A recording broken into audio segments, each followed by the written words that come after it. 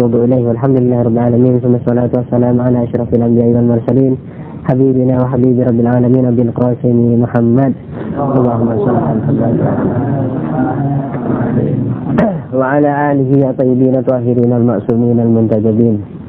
Ya Allah, ya Tuhan kami, janganlah Engkau bosan mengampuni dan menunjuki kami, sehingga kami tidak berputus asa untuk selalu merubah diri kami, sekalipun kami selalu berbuat salah di hadapan-Mu.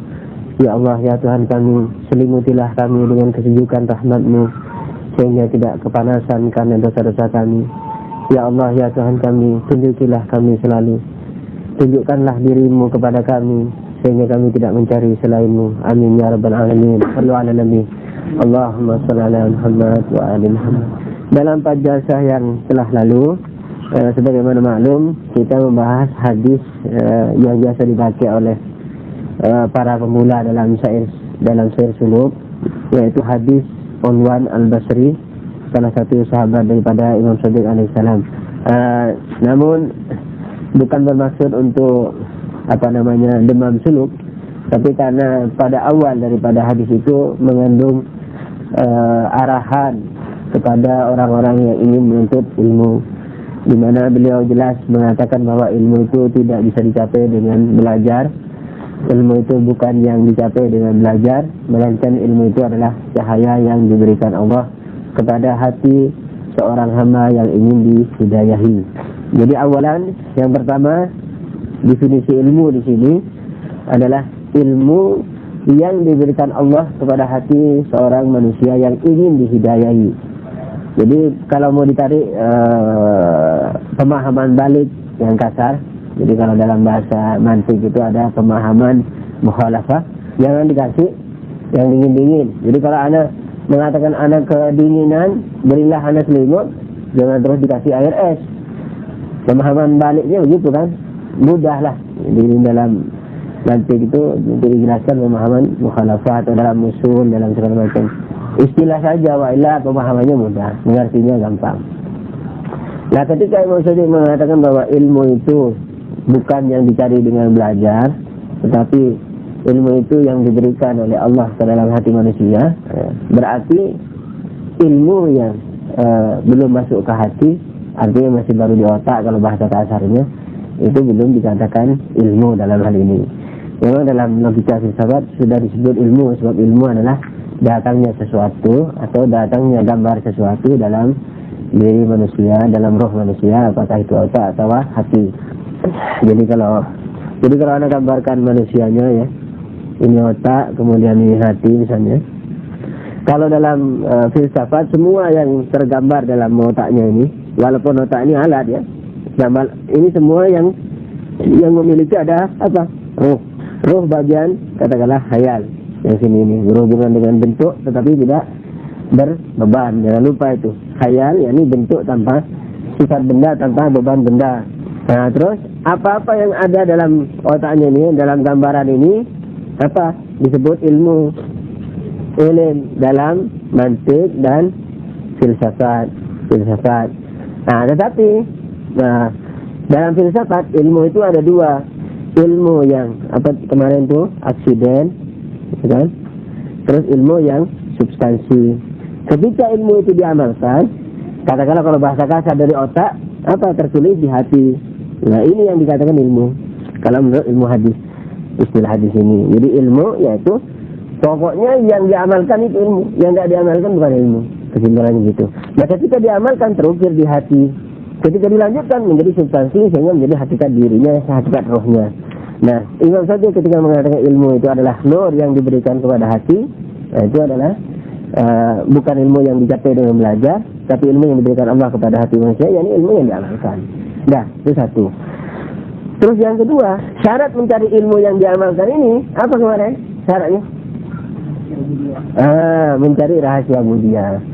Jadi rahasia ubudiyah itu harus dicari dalam diri manusia supaya mendapatkan ilmu yang ini. Oleh karena itu kalau di Quran dikatakan mukmin atau orang soleh itu adalah dia berjalan dengan cahaya Tuhan di tengah-tengah masyarakat. Itu kalau betul-betul malaikat melihat cahayanya itu. Karena yang dijadikan ruhnya sudah bukan ruh kosong lagi, Tapi ruh ilmu, dan bukan hanya ilmu gambaran, ilmu aksiden, tapi yang diamalkan. Jadi ruhnya betul-betul bercahaya dan bisa menyinari orang. Makanya melihat ulama sunnah, hukumnya segala macam itu, karena memang ulama amil ya, ulama yang mengamalkan, itu karena memang mau tidak mau menjadi cahaya. Cuma memang cahayanya ini luar biasa. Ketika orang hasud, cahaya yang terang tadi menjadi apa? Panah yang membahayakan. Makanya kalau Tuhan mengatakan fama yudlil fala hadiyalah, kalau Allah menyesatkan orang, tidak akan mampu orang lain memberikan petunjuk kepada dia itu, karena memang panahnya itu sudah panah yang, kalau panah hitam saja bisa ditangkis dengan ilmu hitam atau ilmu putih. Tapi ini panahnya panah putih. Yakni apa? Yang keluar dari Tuhan cahaya.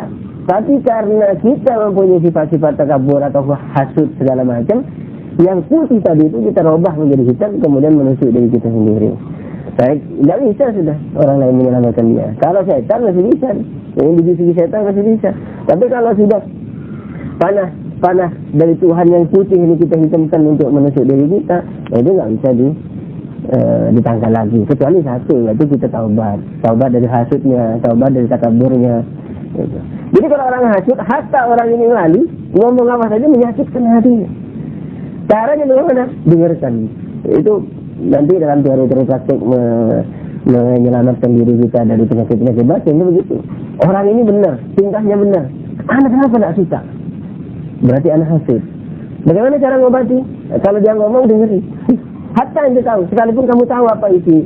Lo kadang-kadang sama-sama belajar, sama-sama tahu. Dengarkan aja seperti orang bahlul. Itu cara jadi cara mengobati pribadinya begitu cara. Jadi dengarkan, seperti tidak tahu, dengarkan. Kalau perlu tanya, jadi menjatuhkan dirinya. Sebenarnya dirinya tidak tinggi, sebenarnya dari awal jatuh. Nah, kita jatuh terus mana? Maksudnya di hadapan Allah. Kita kan merasa jatuh di depan dia. Padahal kita tidak jatuh kalau kita bertanya. Kalau kita dengerin tidak jatuh, perasaan aja yang bilang jatuh. Jadi supaya naik di hadapan Tuhan tanya. Kemarin apa rahasia ubudiyah itu? Ada 3 hal. Satu, apa? Jangan merasa memiliki, tidak merasa memiliki. Apa saja? Dari sejak harta, ilmu, dan lain-lain sampai diri sendiri. Nah, tingkatan tingginya ini fana. Ini nanti yang perlu ulangi lagi karena kemarin ada sedikit kekeliruan. Tidak keliru fatal, anjurannya aja yang keliru. Yang kedua apa? Nah, yakni tidak mengatur dirinya. Nah, kalau tidak mengatur dirinya, bagaimana caranya? Allah bilang apa, ya ke situ kita jalan.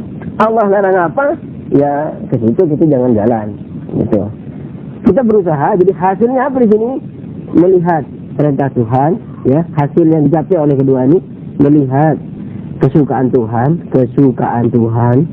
ya, satu. Yang kedua, usaha dan tawakal. Jadi kalau tidak mencapai, itu mencari hikmahnya. Tapi usaha, jangan sampai kotak kadar kayak yang kasar yang katakan tadi itu. Jadi bukan kembali ke kotak kadar ala sunni ini, bukan. Tetap usaha. Kalau kita tahu semua ditentukan kita dengan inayah Allah. Nah, yang ketiga apa? Taat. Jadi melakukan perintah, meninggalkan larangan. Jadi kesibukannya hanya ini. Bukan hanya ini, kesibukannya. Harus ditaruh nih, kesibukannya apa? Melakukan perintah, meninggalkan larangan. Nah, Imam Ghazali bilang, mengatakan kalau ingin mencari ilmu yang cahaya ini, bukan ilmu yang dengan teori, bukan ilmu yang teori saja, yaitu ilmu yang cahaya, 3 ini harus didapatkan dulu. Nah, kemarin Anda mengatakan, ini yang Anda mau ralat, kemarin Anda mengatakan bahwa 3 hal ini merupakan suatu hal yang sangat berat untuk masa datangnya, jangan gitu Anda bilang kemarin. Karena pandangan Anda ke fananya itu, sebab fana tidak mungkin ditembus sekarang, kecuali memang ada calon-calon wali ekspres, saya tidak tahu ya, kita juga nggak tahu. Itu salah Anda. Jadi ini bukan untuk tingkatan wali yang itu, yang tinggi itu. Jadi karena ini memang suluk yang pertama, tidak mungkin yang dimaksudkan adalah fana itu, fana yang itu, tidak mungkin. Karena ini derajat awal derajat itu awal derajat takwa kan begitu disebutkan oleh Mas Adi kemarin. Awal derajat itu kok. Jadi awal derajat takwa ini. Jadi oleh karena itu tidak mungkin ilmu muslim fana. Itu satu. Yang kedua, yang ini yang harus diingetin bahwa rahasia mencari ilmu itu kapan dilakukan? Sekarang, bukan besok. Jadi 3 hal ini harus dilakukan sekarang juga. Dan ketahuilah selama 3 hal ini tidak terlaksana, maka ilmu kita teori. Itu sudah cesleng. Jadi nggak ada istilahnya ta'aruf basa-basi, nggak ada. Selama itu tidak melakukan 3 hal ini, ilmu itu teori. Hatta itu dibilang filosof di hadapan masyarakat. Hatta dibilang mufassir. Hatta dihafal Quran, hafal Nahjul Balagha dan bisa menerangkan dengan baik. Selama tidak mengamalkan 3 ini, ilmunya teori di otak. Bahasa kasarnya, bukan bahasa falsafah. Kalau bahasa kasar kan otak dan hati kan gitu. Otak, teori, hati diamalkan. Kalau dalam bahasa filsafah ya di roh, sama-sama di roh. Cuma masih aksiden, belum substansi. Belum berproses menjadi substansi bahkan. Tapi kalau sudah diamalkan, berproses untuk jadi substansi.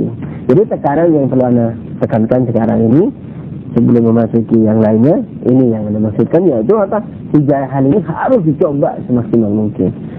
Jadi jangan melihat, jangan merasa memiliki apa yang kita punya, yang diberikan Allah kepada kita, dari harta, dari diri, dari segala macam, termasuk ilmu segala macam. Jangan merasa memiliki, kemudian tidak mencoba untuk mengatur dirinya. Aku harus begini. Jadi mengatur itu, kata-kata harus itu mengatur namanya. Salah. Nah, itu. Kemudian yang ketiga, kesibukannya itu menjauhi larangan dan melaksanakan perintah. Sebaik-baiknya, kalau sholat bukan hanya sholat, termasuk wudunya, termasuk taharahnya, termasuk khusyuk dan tidaknya. Begitu juga larangan. Larangan kalau bisa sampai ke hati. Larangan di zahir awalnya kalau bisa sampai ke hati. Kadang-kadang kita tidak mengumpat mulutnya, tapi hatinya mengumpat. Wah, keledai lu, yang bawanya dalam hatinya. Walaupun ini sudah tidak haram barangkali ya, tapi dalam akhlak itu jelek. Ini istilahnya kalau bisa dua-duanya itu. Sebenarnya kuncinya orang itu, ini sebenarnya untuk latihan saja. Jadi Imam Syafi'i ada yang jadi inti menurut Anda itu kayaknya di mana-mana. Intinya itu merasa dekat dengan Tuhan. Tuhan yang dekat itu dirasakan. Tuhannya tidak jauh pasti sudah. Mau ke kafir, orang kafir, mau ke orang mukmin, mau ke orang kafir, munafik, Allah dekat. Aqrabu ilaihi min hablil warid, lebih dekat dari urat nadinya, maksudnya lebih dekat dari kehidupannya. Jadi manusia dengan hidupnya, Allah dengan manusia, masih lebih dekat Allah dengan manusia daripada hidupnya manusia dengan dirinya. Bayangkan.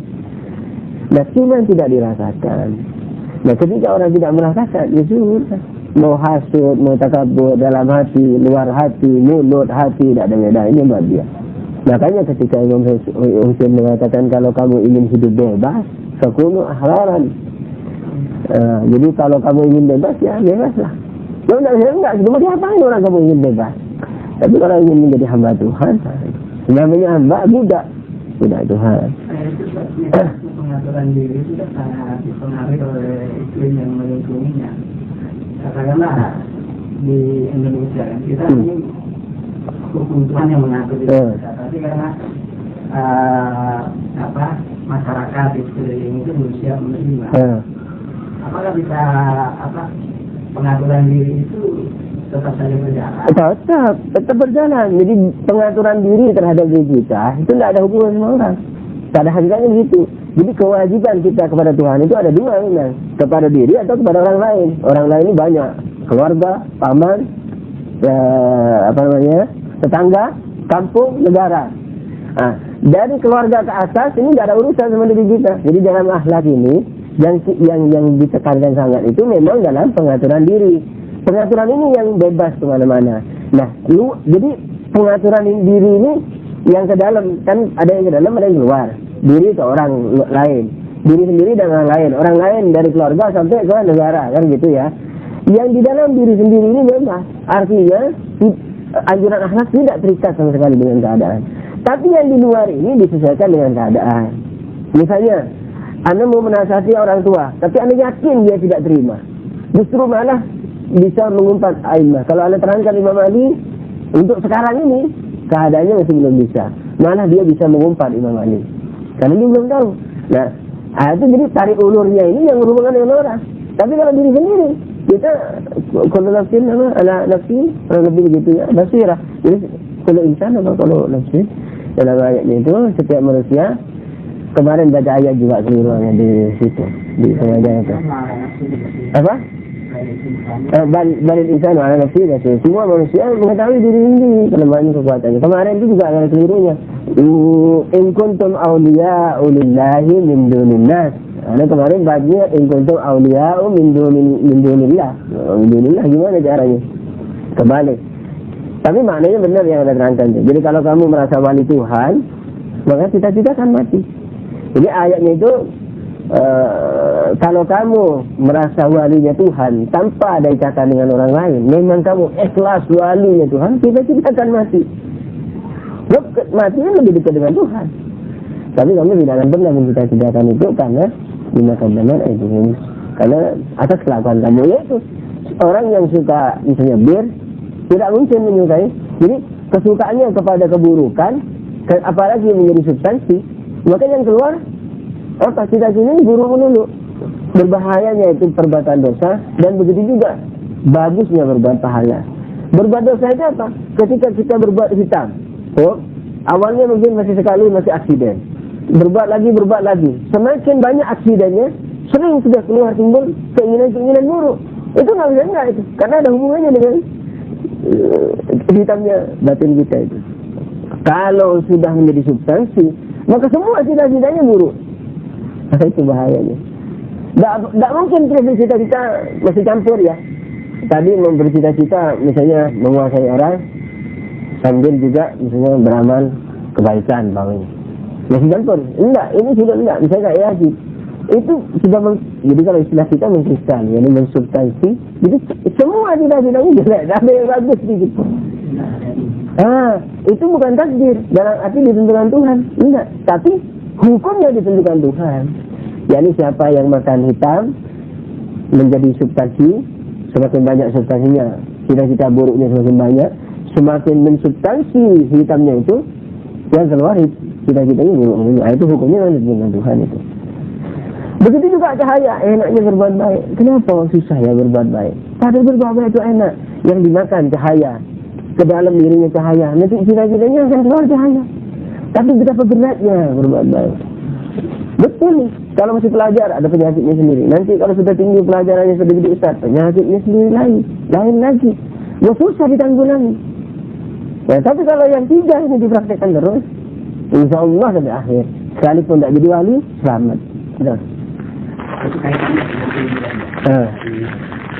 Saya pernah membaca di ayat atau menjelaskan bagaimana bahwa Rasulullah di dalam itu mengajarkan kepada manusia ini melakukan pencerahan pikiran dan penjernihan hati pasti ajarkan. Jadi pikirannya dijernihkan, jadi cerahkan. Kemudian juga hatinya harus disucikan. Jadi yatlu alaihim ayat wa yuzakkihim wa yu'allimuhumul kitaba wal hikmah. Apakah itu bisa dikaitkan dengan kita? Bisa. Ini konotasinya dengan Unwan Basri. Unwan Basri itu sekalipun bukan orang besar, tapi seorang terpelajar. Karena dia murid, istilahnya murid, boleh dibilang murid kentalnya Anas bin Malik. Sehingga Imam Syafi'i ketika menjawab dia ini tidak menjawab sebagaimana jawabannya kepada orang-orang. Tapi menjawabnya apa? Ilmu itu tidak dengan belajar. Tapi apa? Istilahnya ilmu itu adalah cahaya yang diberikan Allah kepada hati seorang hamba yang Allah ingin ia hidayahi. Keinginan Allah, ingat kemarin apa syaratnya? Keinginan Allah apakah gratis, majani? Enggak. Keinginan Allah tergantung kepada kesiapan orang itu. Hukum Tuhan, kalau kamu bersihkan hati, aku datang kepadamu. Petunjukku akan datang kepadamu. Kalau kamu berusaha, aku akan datang menolongmu segala macam. Kamu datang selangkah 1000 langkah, aku datang. Kamu dengan berjalan, aku dengan berlari. Ada gitu. Tapi kalau kamu diam, ya udah. Ya, senyampe-nyampeknya. Isinya cahayanya itu. Allah mengatakan, wa anjal minas sama'i ma' fasalat awjatun biqadariha. Allah menurunkan air dari langit, kemudian sungai-sungai atau lembah atau sungai ya, yang akan teraliri sungai itu ya sesuai dengan kadarnya masing-masing. Nek sungainya besar, dia akan banyak mengambil kadar air yang diturunkan Allah dari langit. Begitu juga cahaya. Cahaya Allah turun rata. Kalau kamu melebarkan hatinya, selebar sungai apa yang besar, Nil, banyak ngambil hidayah. Tapi kalau enggak, kecil, bahkan enggak segelas pun enggak, ya udah enggak ada pernah. Nah, tapi di tempat lain Rasul berangkat mengatakan apa? Orang beramal tidak dengan ilmu, ibarat musafir yang ingin mencapai tujuan, ibarat musafir yang berjalan untuk mencapai tujuannya itu, tapi tidak di jalannya. Maka semakin cepat dia berjalan, semakin jauh dari kiblatnya. Jadi mau ke Isfahan dari Qom ini mesti ke kiri, terus ke kanan. Semakin lari, semakin naik pesawat, Concorde ya, yang paling cepat tuh, yang 2 kali kecepatan suara. Semakin jauh. Nah, jadi di sini ada 2 ilmu teori ini sangat dianjurkan dalam Islam. Tetapi ingat, itu bukan ilmu. Ketahuilah itu tidak ada harganya di depan Tuhan. Yang ada harganya besar itu adalah ilmu yang diamalkan. Itu nantinya. Jadi kita tidak anti ilmu teori, kita tidak anti ngaji, justru kita bangun, kalau bisa bangun pesantren banyak-banyak segala macam. Cuma ketahuilah bahwa kalau kamu pandai, jangan istighfar, jangan bangga. Kalau sudah mengamalkan, kamu layak bangga. Tapi ingat, ketika kamu amalkan, ingat pada hidupnya yang 3, kamu tidak memiliki. Jadi kamu tidak akan pernah bangga, apalagi takabur. Bangga, ingat, kalau sudah pintar ilmu teorinya, jangan merasa bangga sekalipun itu baik. Kalau sudah beramal, kalau sudah diamalkan, boleh merasa bangga. Tapi ingat, mengamalkan termasuk menghilangkan bangga, karena merasa tidak memiliki. Nah, orang berhentinya banyak di sini, banyak di amal. Makanya kalau serius banyak di teori. Kalau serius mengamalkan, kamu jadi gharib. Makanya di dunia jadi gharib, jadi asing. Karena aksaruhum la ya'qilun. Cuma yang bersyukur sedikit, wa qalilun min ibadiyya asyakur. Jadi ya, kalau bahasa paling banyak mayoritas dalam Al-Qur'an atau dalam hadis atau dalam paling banyak itu pasti yang paling jelek. Sudah, paling banyak paling jelek. Jadi semakin bagus, semakin lingkupnya semakin kecil. Nah, itu makanya disebut gharib, disebut asing. Kasani, enggak tahu disebut apa waktu itu ya. Kasani ini diminta untuk menjelaskan tulisannya, menerangkan tulisan Abdullah Ansari mengenai Manazil Sa'irin, tingkatan-tingkatan orang pesuluk. Nah, beliau, yakni Kasani menyebutkan yang minta itu, yaitu disebutnya orang-orang fuqara dan ghuraba, orang-orang fakir dan orang-orang asing. Nah, fakir ini tahu. Rasulullah pernah berdoa, ya Allah, hidupkanlah aku dalam keadaan fakir, matikanlah aku dalam keadaan fakir, dan bangunkan besok di akhirat bersama orang-orang fakir. Orang fakir yang mana? Yang orang fakir ini, yang tidak merasa memiliki orang fakir. Jadi orang fakir tidak punya harta, tidak merasa memiliki, mau punya harta, tidak punya harta, tidak memiliki, itu fakir. Biarpun kaya, karena dia tahu ini bukan punya aku. Setiap ada orang mengeluh, keluhan satu, keluarnya sesuai dengan kebutuhannya. Jadi tapi tidak membuat orang yang malas bekerja tidak langsung dimanja begitu. Enggak, ini profesional sesuai Islam. Apa yang Islam anjurkan untuk dia? Kasih 50.000 kasih 1 juta kasih. Tapi kalau kita kan ukurannya di hati kita sekarang, mau ngasih enggak 50, nikiasnya ukurannya kalau kita ngasih berapa itu ukurannya bukan Islam. Ukurannya bukan argumen, bukan, tapi ukurannya hati. Kasih 50.000 sayang. Bagi 1 juta. Nanti dicari alasannya, ini pemalas segala macam. Tapi ukurannya hati. Tapi kalau hati sudah lepas, nggak apa-apa menilai ini malas. Dan kebutuhannya sekarang ini bukan daruri, tidak darurat sekali, hanya sekedar untuk beli baju. Dikasih modal aja. Tapi malas. Istrinya sakit kanker, ya tetap harus dikasih sesuai apa yang Islam anjurkan itu. Apa tadi? Ghuraba, fakir ya, ini yang tidak merasa memiliki. Dan tidak pernah bercita-cita ingin kaya. Makanya Nabi mengatakan apa? Hidupkan aku fakir, matikan aku fakir, bangkitkan nanti bersama orang-orang fakir. Kemudian ghuraba bilangnya, orang-orang yang fakir dan ghuraba meminta aku untuk ghuraba, karena orang yang mulai bersuluk itu asing di dunia ini. Sekalipun tidak dari sisi manusia. Peduli amat tidak manusia anggap semuanya baik, tetap dia asing. Kenapa? Karena dia, jadi seperti Anda, kenapa dibilang asing sih di Iran sekarang ini? Anda di Iran dikatakan asing, kenapa? Karena perhatian dan tumpuan hati selalu ke tumpah darah kita, ke keluarga kita. Nah, makanya dibilang ngasih. Tapi kalau misalnya, enggak, aku enggak mau pindah lagi sudah ke Indonesia, aku mau di Iran saja, itu bukan orang asing. Nah, gitu. Jadi asing itu karena tumbuhannya selalu ke negaranya. Nah kita kenapa? Bukan kita. Kenapa pesuluk dibilang asing sekalipun katakanlah masyarakat semuanya pada baik? Kenapa dibilang asing? Karena dunia ini menjadi pengikat buat dia. Jadi mengikat antara semakin lezatnya dekat dengan Tuhan. Jadi pikirannya selalu ke Tuhan. Tidak ada di dunia. Badannya di pasar, tapi hatinya di langit, di arsy Allah.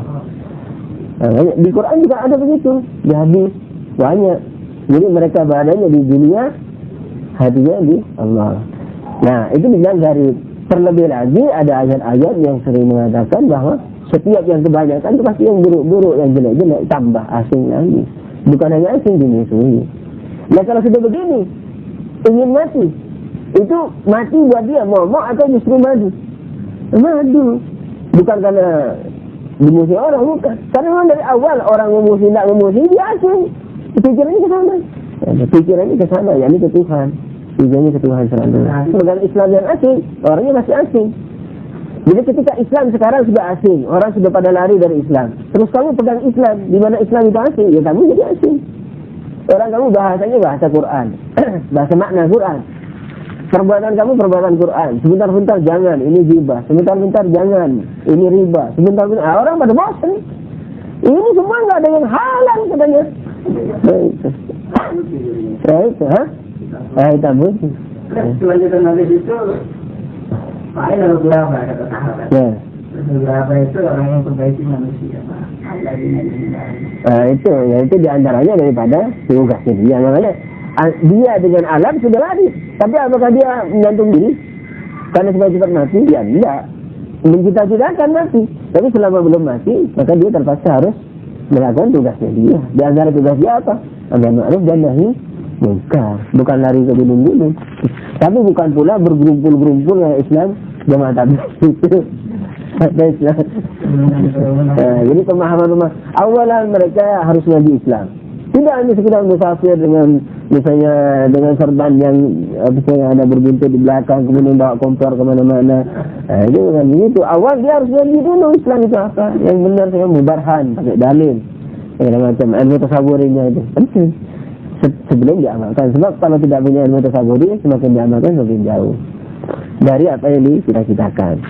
Nah, sebagai bahan interview atau intermezzo. Nah, sebagai intermezzo kemarin ada pertanyaan dari Akmal yang sengaja Anda tidak ceritakan karena menarik supaya yang lain tidak mahrum, tidak karena Anda sudah janji ya. Tidak. Tapi kita itu misalnya amal ya. Itu kan ilmu ya. Baik itu takabur teori ini. Supaya itu kan masuk dalam hati. Berupa amalan. Nah amalan ini kadang-kadang kan masih juga masih kotor amalan kita. Sudah jadi kan masih kotor. Boleh jadi, tapi campuran kan sudah bisa bersih. Apakah hal yang demikian ini sudah merupakan amalan yang baik atau masih? Enggak, belum sih. Jadi amalan yang dimaksudkan kita di sini, yang dimaksudkan hadis ini adalah amalan yang sesungguhnya. Mana bukan hanya ikhlas dan ikhlasnya, sampai ke taharahnya yang ada singgung tadi. Jadi jangan merasa puas kalau kita bilang, anak sudah sholat, sudah bagus. Belum. Hak sholatnya apa? Taharah. Bajunya harus bersih, badannya bersih dari haram dan dari najis. Begitu juga hatinya. Makanya sampai ada hadis, kalau orang sujud, ketika dalam salat sujud, pikirannya disinggung orang lain, itu tanda-tanda orang munafik. Makanya Imam Khumaini dalam rahasia salat, beliau mengeluh di situ, bermunajat kepada Allah ketika mensyarah itu. Ya Allah, aku berpikiran kepada yang lain ketika sujud, tapi aku bukan munafik. Jadi minta ampun lah gitu.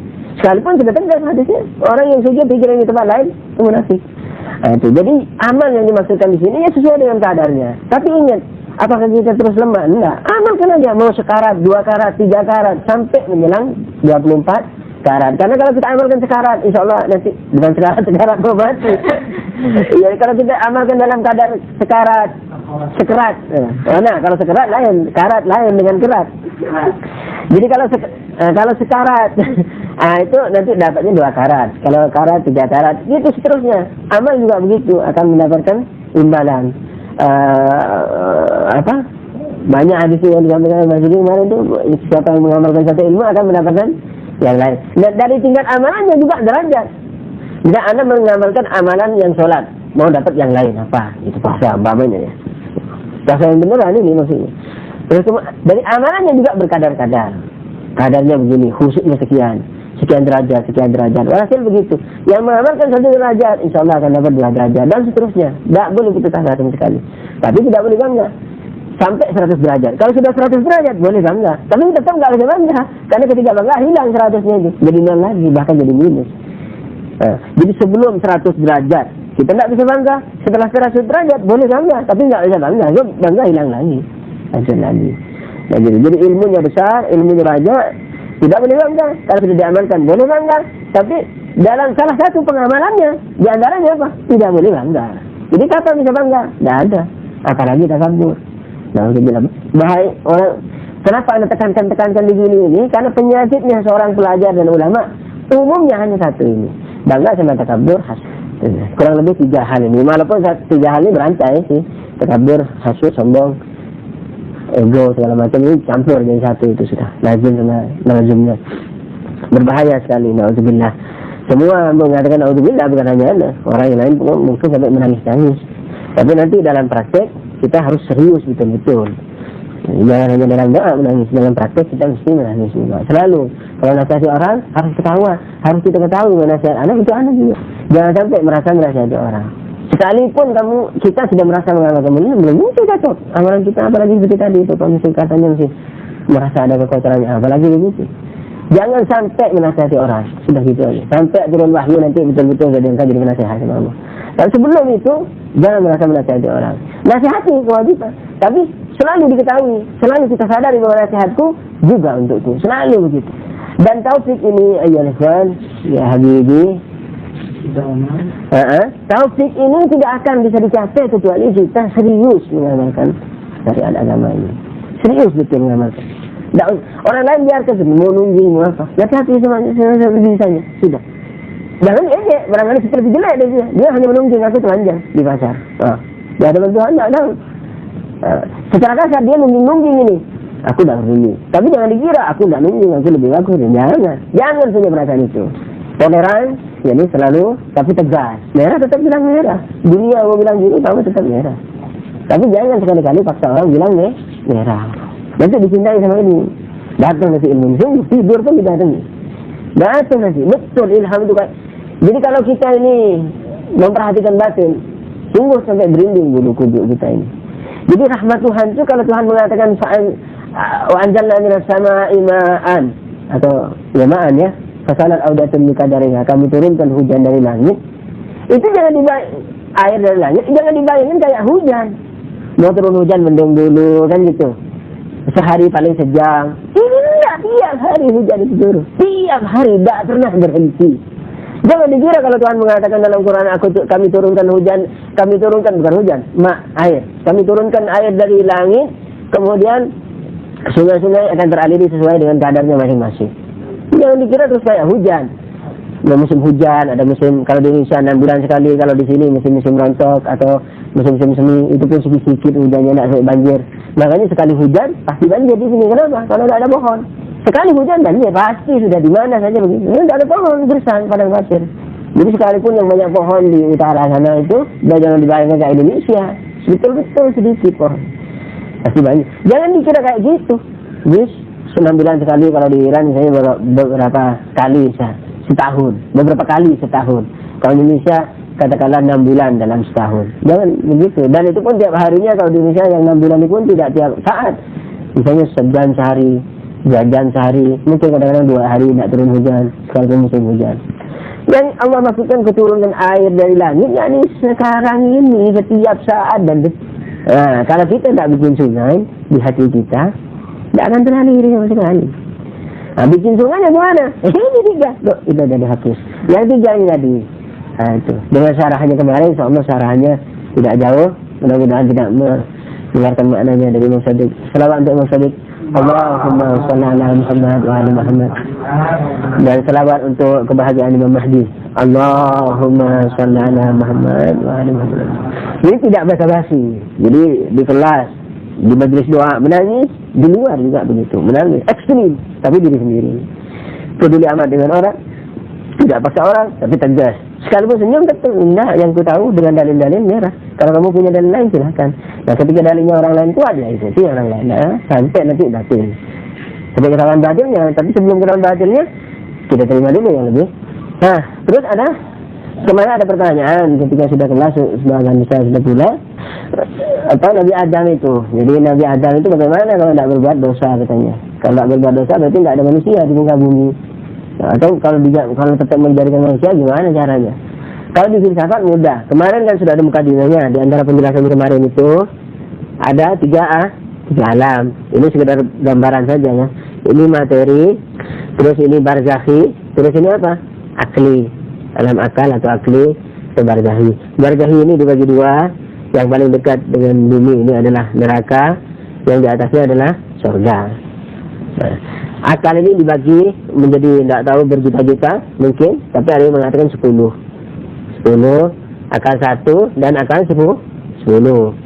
Nah, benda-benda yang ada di bumi ini bukan bumi loh ya, ini materi ini dengan segala sangka kalah tapi dengan segala apa? Alam jagat raya itu apa penjelasannya ada? Alam jagat ini datangnya dari mana materi ini? Datangnya dari alam barzah. Jadi kalau misalnya di sini yang panas-panas matahari dari neraka. Nah itu. Duri-duri dari neraka. Nanah-nanah busuk-busuk dari neraka. Kenapa di dunia ini dikasih jelmaan neraka? Karena perlu. Orang kedinginan perlu neraka. Misalnya di kutub utara atau kita yang musim dingin sekarang perlu jelmaan neraka yang berupa apa? Api. Mau masak perlu api. Di sini diperlukan ini. Baik buruk, istilahnya kalau mau dihitung baik, mau dihitung buruk. Buruk baik itu kan dihitung pemakaian. Ya, api jadi baik. Nanti kalau untuk bakar manusia, jadi buruk kan ini. Karena aku lihat di dunia ini diperlukan. Yang bagus-bagus, bawang, apel, dan neraka. Apa? Dia surga, maaf. Mulut ini. Hah? Tabak dengan neraka dulu iya. Jadi daging segala macam, nah, dipadu dengan neraka, jadi makanan kita. Gitu, betul loh gitu. Makanya juga api-api, takut lagi. Saya takut disebut nih, jangan sampai nyebut rokok. Begitulah. Makanya kalau ada hadis, anak selalu ingat tuh kasihan, bukan kasihan, sama Abu Hurairah anak tidak kasihan. Tapi kalau disalahkan lagi tidak salah, anak kasihan. Dari sisi ininya, enggak. Abu Hurairah digantungnya digantung. Kalau kita jadi awal dari sini itu enak saja. Yang nggak masuk akal dibuang. Karena kalau di sini enggak ada lagi. Abu Hurairah pernah bilang, yang makan dia pernah naik mimbar itu, yang makan bawang ini dia melangkahkan kakinya ke surga. Hanya apa ini makan bawang untuk melangkah ke surga ini. Kalau orang Syiah ada balas. Imam Siddiq pernah mengatakan kalau kamu makan delima, jangan sampai jatuh satu biji pun, karena satu biji di antara sekian biji delima itu dari surga. Yang kalau kamu makan biji itu 40 hari tidak diwaswasi setan. Anda lawan dengan itu. Ya apa? Kenapa masuk akal jika biji apa? Sebab yang baik-baik untuk manusia, yang cocok untuk fitrah manusia itu dari surga. Mau bawang kek, mau apel kek, mau honor, mau apa saja. Anda kok begini? Manusia. Nah, asal daripada benda-benda materi ini itu disebut apa? Rabbun Nur disebut Tuhan esensi dalam istilah filsafat. Bukan Tuhan besar ya, Tuhan dengan T kecil. Tuhan esensi. Kalau dalam bahasa Islam apa? Disebut malaikat pengatur. Apakah yang memberi nyawa, mencabut nyawa, meniup sampai kala kiamat atau enggak, memberi rezeki, tidak memberi rezeki, hidayah, tidak hidayah, semua ada malaikat. Itu disebut pengatur. Dalam Al-Quran disebut mudabbirati amra. Tapi Tuhan kecilnya, Tuhan esensinya manusia mana? Itu di luar alam barzah, yaitu akal 10. Akal 10 ini Tuhan esensi manusia. Tuhan esensi manusia yang ke-10. Nah, sekarang, sekarang penciptaan Nabi Adam. Kan selesai ini sudah ya, rinciannya ini mengulang kemudian dirincikan sekali lagi seperti ini. Nah, di alam materi ini surga neraka harus campur, diperlukan dua-dua itu. Nah, tapi nanti di akhirat, karena di situ nggak ada gangguan lagi, nggak ada nanti kalau masuk ke surga kedinginan dong. Misalnya, kalau kedinginan gimana kalau musim dingin? Pokoknya di sana nggak ada yang berbahaya lagi, nggak ada yang mudarat, nggak ada semuanya. Orang tidak haus minum tidak haus. minum karena rezeki Tuhan saja. Bukan untuk makan minum di sana ya, karena semuanya pada jadi wali. Kayak Nabi ketika makan minum di bumi, nanti mukminin di surga makan minum. Tapi kayak Nabi ketika makan minum di bumi, yakni tidak lupa sama Tuhan sama sekali.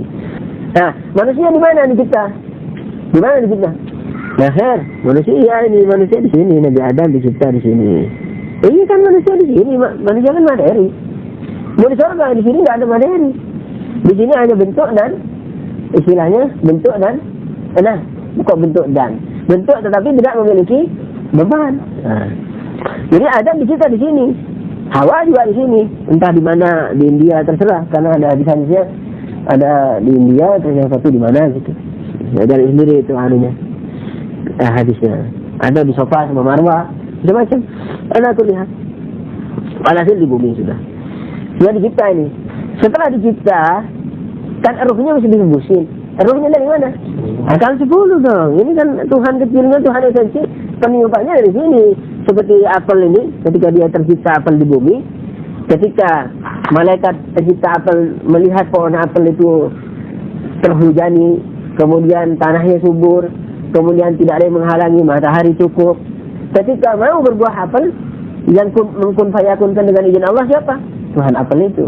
Tuhan pengembus nyawa juga, Tuhan peniup pengembus nyawa ya, pengembus nyawa. Tuhan manusia itu juga begitu, ketika melihat misalnya janin di perut ibu, tidak ada halangan segala macam, berapa ada nyawanya itu, berapa lama? Misalnya 4 bulan anggap ya. Atau dari awal barangkali, anggap 4 bulan. Nah, ketika tidak ada halangan, jadi tidak paru-parunya bagus, otaknya bagus segala macam, sekalipun kepalanya 2, tapi dia bisa menerima roh, kasih roh. Nah, jadi yang kasih roh itu apa? Tuhan pengaturnya itu, Tuhan kecilnya, Tuhan esensinya kalau dalam istilah bentuknya ini. Ya. Apakah nanti kita kalau dijelaskan dia orang-orang itu akan nggak timbulan? Ya malaikat disebut aja, penama malaikat.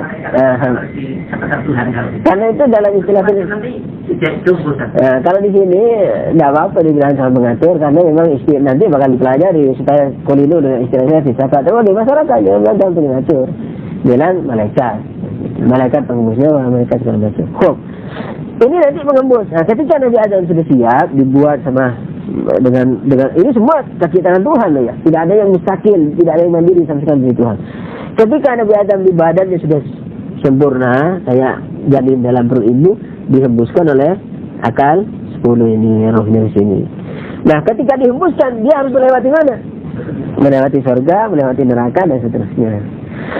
Nah, ketika melewati surga itu, ini keluar dari ruang waktu loh ya.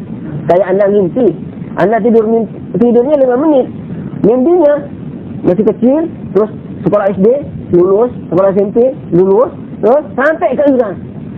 Oh, bangun 5 menit, padahal yang dialami berapa puluh tahun. Dari sejak sekolah SD, berapa puluh, padahal 10 baik. Ya 20 lah, dari sekolah SD, SMP, sampai kawin kadang-kadang. Padahal 5 menit, 1 menit tidurnya. Ini sudah di luar waktu. Di dalam waktu yang tidak ada waktunya itu, dalam waktu yang tidak berwaktu itu kisah yang dialami Nabi Adam itu terjadi. Jadi sebenarnya kalau dibahasakan dengan bahasa sekarang itu sekedar mukasyafah Nabi Adam saja. Tapi penting itu. Allah kasih itu, sekalipun Nabi Adam belum berbuat baik dikasih mukasyafah. Kan biasanya orang berbuat baik kasih mukasyafah. Ya, ini penting. Kenapa? Karena awal kali manusia supaya tahu nanti musuhnya siapa, tipu menipu. Nah, di sini ditunjukkan musuhnya yang pertama itu yang namanya setan itu. Bagaimana dia akan menggoda dia dengan atas nama Allah segala macam. Makanya Nabi Adam makan buah khuldi itu karena si iblis sumpah atas nama Allah. Dan Nabi Adam tidak pernah menggambarkan bahwa ada orang lain mengatasnamakan Tuhan tapi berbohong. Tapi dalam sedetiknya di luar waktu juga. Iya, sudah terbentuk. Sebab kalau tidak terbentuk, belum bisa diturunkan rohnya. Seperti orang bayi itu, ketika baru nutfah, baru air mani, tidak tentu roh manusianya. Dia punya roh sendiri. Dan roh manusianya itu membentuk ketika sudah siap badannya. Maka, ya? Iya, ada rasa begitu, tidak kecil-kecil dulu, karena ini di luar kejadian normal kan, jadi dibentuk sudah seperti itu. Jadi langsung dewasa, langsung balik segala macam ketika bangun. Tapi ini belum bangun ini. Jadi baru dihembuskan rohnya di sini, di waktu yang tidak terwaktu ini, mungkin hanya 1000 detik, tapi semua mukasyafahnya terjadi di situ. Tipu menipu, ditipu dengan bukan tipu menipu, ditipu dan menipu, Nabi Adam tidak menipu, ditipu saja, tertipu ya, sampai makan buah undi segala macam. Nah, itu dimukasyafahkan oleh Tuhan supaya dia nanti kalau bangun tahu bahwa iblis musuh besarnya, tidak akan pernah tidur kecuali mengganggu manusia saja. Dan itu satu. Yang kedua, supaya tahu nanti bumi yang akan dihadapinya pahit. Mau makan harus menyangkul dulu, bukan menyangkul orang, mencangkul bumi. Kalau cangkul menyangkul kan nanti jangkul juga. Jadi bahasanya harus tepat. Jadi mencangkul dulu, bercocok tanam, dimasak segala macam. Kadang-kadang kita mau memburu hayawan, malah kita diburu hayawan. Nah, kadang-kadang begitu. Jadi jerih payah. Nah, di surga nikmatnya luar biasa. Jadi di samping Nabi Adam supaya tahu hasil takwanya nanti kemana, dan juga supaya diajarkan kepada anak-anaknya. Nah, jadi ada setan tak ada setan tetap manusia kan di bumi. Iya, azalinya dan tidak ada bertentangan dengan di surga. Orang Nabi Adam tak pernah tinggal di surga. Yang waktu diganggu itu ada di dunia ini, hidup di dunia itu termasuk di alam azali. Iya, waktu di dunia. Jadi rohnya ini ketika sudah diturunin. Nah, jadi sudah turun ini ke dalam manusia. Tapi kan roh itu kan di luar waktu, di luar ruangan. Sekalipun dia sudah hidup, tapi belum bangun ini Nabi Adam ini. Jadi awal kali mau bangun, sudah bernafas katakanlah, tapi masih belum bangun. Dalam keadaan belum bangun, menjelang bangun itu, terjadilah yang namanya mukasyafah tadi. Nah, setelah itu, baru, yakni turunlah kamu dari surga, maksudnya datanglah ke alam yang memang di sana kamu aku ciptakan, bangun dia dari tidurnya itu. Dari tidur pertama, nah itu. Ini tidak pernah masuk surga badannya, rohnya saja. Nah, makanya ini disebut apa? Dalam istilah filsafat, surganya disebut apa? Surga, bukan surga nuzuli. Kalau dalam istilah filsafat disebut surga nuzuli. Surga turun. Kalau surga yang akan dicapai oleh mukmin nanti surga apa? Surga su'udi, bukan saudi. Su'ud naik, surga naik. Kalau surga turun itu bisa dicapai tanpa amalan, seperti surga ini ada. Tapi surga naik harus dengan amalan. Tapi di mana tadi? Tetap di sini. Tetap di surga. Jadi ada beberapa sifat. Surga turun tidak mesti dicapai dengan amalan, tapi surga naik dengan amalan baik. Itu satu. Yang kedua, surga turun itu bisa keluar dari surga, tapi surga naik tidak bisa keluar dari surga. Nah, nanti kalau kita diizinkan Tuhan masuk surga itu tidak bisa keluar. Surga turun ini dirasakan semua orang. Ya, tidak ada di Adam saja. Kalau surga turun memang keluar, bukan hanya bisa keluar dari surga. Manusia yang masuk surga tapi surga yang turun ini bisa keluar dari surga, bahkan memang harus keluar dari surga. Tapi kalau surga naik, enggak. Jadi misalnya Nabi Adam itu sudah contohnya. Atau misalnya siapa lagi kalau ada kejadian ketika lahir kemudian dia merasa bahwa dia dulu pernah mengalami seperti itu, misalnya, itu surga turun namanya. Ya surga turun ini kalau dimasuki kan surga itu sifatnya abadi. Siapa yang masuk tidak bisa keluar kan gitu. Selama-lamanya di situ. Itu kalau surga turun, surga yang naik. Tapi surga yang turun tadi yang hanya mampir itu enggak abadi dan bisa keluar, bahkan harus keluar dari surga itu. Tapi kalau surga su'udi, nanti kalau sudah manusia berbuat baik di dunia naik masuk surga, itu tidak bisa keluar dari surga ini, abadi dan selama-lamanya di sana. Jadi cerita yang berlaku itu ketika Hawa sendirian didatangi oleh iblis dan kemudian menggoda dan dia merajuk suaminya untuk melakukan dua boleh itu tidak benar. Ya benar, tapi bentuknya bentuk mukasyafah. Ya. Kita tidak menyalahkan kejadian itu. Kejadian itu persis sebagaimana yang digambarkan Quran. Wah, itu cenderung disalahkan karena bukan cenderung disalahkan, cenderung awal kali menerima gangguan karena dia pakai perasaan. Jadi simbolik semua, bukan simbolik dalam arti tidak terjadi, tapi dalam mukasyafah. Enggak ada. Rahasia khuldi itu banyak riwayatnya yang kita susah untuk merebaknya secara 100%. Ada di antaranya hasud. Jadi semacam hasud, hasud iri ya. Enggak salah. Tapi ini kadar ringannya, bukan kadar beratnya. Jadi merasa iri sedikit gitu terhadap makomnya ahli bait yang sangat tinggi. Tapi itu tidak usah dikomentari dulu karena apa?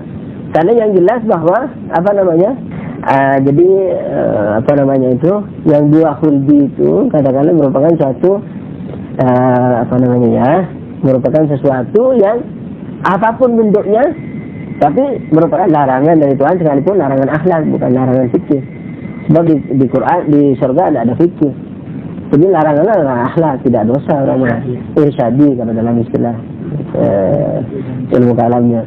Jadi larangan Tuhan bukan larangan hukum, larangan petunjuk, irsyad, bimbingan. Kalau di surga nggak ada hukum, nggak ada larangan zina. Kalau orang sudah tahu di sana bahwa orang tidak zina, tidak nyuri segala macam. Ini larangan irsyad. Jadi kamu yang sudah berumur dewasa seperti ini, bahkan jadi guru, janganlah kamu makan kerupuk sambil berjalan di jalan sana. Nah, kan tidak haram sekalipun dia makan kerupuk sambil berjalan di jalan sana, sekalipun pemimpin sebuah pesantren besar, kan tidak haram, tapi tidak sesuai dengan makomnya. Kamu makom yang seperti ini, janganlah melakukan ini, tidak baik untukmu. Kenapa bisa ketemu orang ini? Kenapa? Kenapa bisa ketemu sama yang ditemukan? Kalau pertanyaannya kenapa ketemu sama iblis, pertanyaannya saya boleh melengkapinya dengan lebih banyak lagi. Bukan hanya ketemu sama iblis. Jadi kalau hanya ketemu sama iblis tidak ada masalah ya. Mungkin, atau pertanyaannya memang tersimpan apa yang Anda mau katakan itu. Jadi maksud dia mungkin pertanyaannya tadi, mengapa ketemu sama iblis? Kenapa pertanyaannya? Anda mau tanya Muhammad Nur, kenapa pertanyaannya? Fakih bilang, kenapa kau bisa ketemu sama iblis? Iskalnya apa kalau ketemu sama iblis? Muskilnya apa?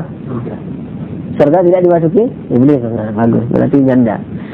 Enak kalau diskusi sama orang janda, jadi nangkep dan bisa mengerti apa yang dibalik omongan orang. Senang. Kok? Kenapa bisa ketemu sama iblis katanya? Orang iblis awalan tidak di surga, sanian sudah diusir lagi. Kan gitu. Sudah diusir segala macam. Kenapa kok bisa masuk? Nah, bisa aja masuk, tapi tidak masuk ke surga. Kan ruhnya manusia ini, ingat ruhnya jadi manusia apa? Kalau manjang, ada yang berurusan dengan badan, nabati, kan gitu. Ada yang berurusan dengan ilmu gambaran, yang semuanya ada di sini, nanti hayali. Ada yang akli yang sungguh-sungguh ini nanti yang sini. Yang kalau sudah sampai tahu lahul mahfud, baru sampai ke akli yang sesungguhnya. Tapi kalau belum sampai ke lahul mahfud, orang masih akal muntasyir, percikan akal. Kemarin sudah ya, lihat. Kalau belum maksudnya mau diterangi lagi. Mau diterangi kalau sudah udah. Nah, setan untuk masuk manusia, ya gampang, banyak pintunya. Makanya pintu ke surga buat dia gampang. Sekalipun misalnya katakanlah Nabi Adam, khayalinya ini sudah di surga, ya kan? Anggap dia sudah wali, aklinya sudah masuk ke lauhul mahfud, anggap sudah wali ya, derajatnya wali. Masih bisa dimasuki lewat mana? Lewat khayal yang separuhnya lagi, atau lewat nabadinya. Makanya kalau dikatakan misalnya ada sekian pintu itu jangan dikira pintu door kayak gini ya, pintu. Makanya Allah mengatakan jiwa manusia itu fa'alhamaha fujuraha wa taqwaha. Jadi selalu menyuruh kita berbuat baik dan selalu pula menyuruh berbuat buruk.